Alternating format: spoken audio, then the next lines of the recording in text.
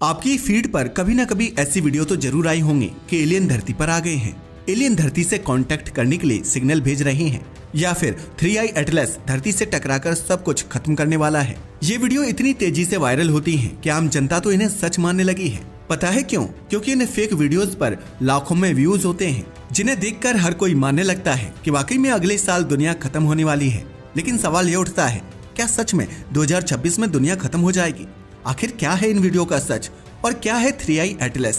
तो चलिए अपनी स्टडी से 3i एटलस पर फैल रही झूठी बातों का खुलासा करते हैं, वो भी फिगर्स एंड फैक्ट्स के साथ। तो चलिए डिटेल में जानते हैं।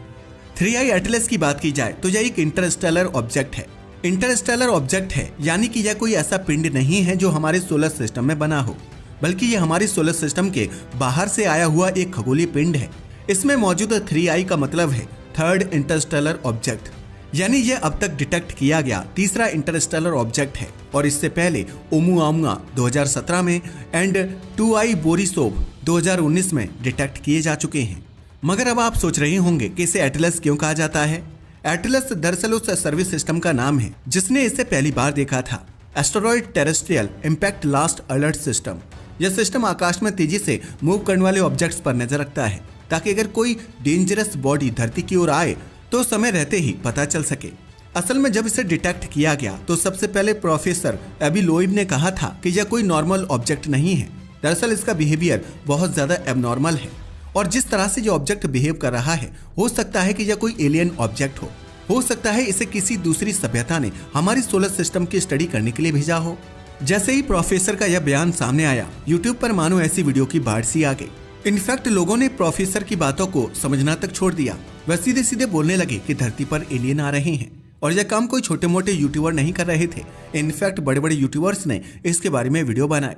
इनफैक्ट कुछ यूट्यूबर्स का तो यहाँ तक कहना था कि 3i एटलस मुड़कर उस डायरेक्शन की ओर जा रहा है जहाँ वॉयेजर 1 मौजूद है।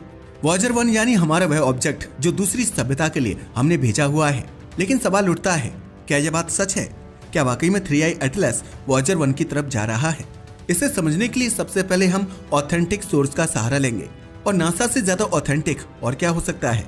अगर नासा की वेबसाइट पर जाकर देखें तो साफ दिखाई देता है कि यह बिल्कुल अलग डायरेक्शन में है।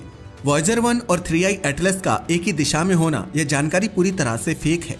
लेकिन अब सवाल यह उठता है कि जब यह वॉयेजर 1 की तरफ नहीं जा रहा तो यह आखिर किस डायरेक्शन में जाने वाला है। दरअसल 3i एटलस हमारे सोलर सिस्टम से बाहर निकलकर मिल्की वे गैलेक्सी के अंदर इंटरस्टेलर स्पेस में चला जाएगा।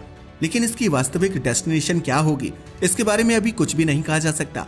इसका कोई ठोस डेस्टिनेशन स्टार अभी असाइन नहीं हुआ है।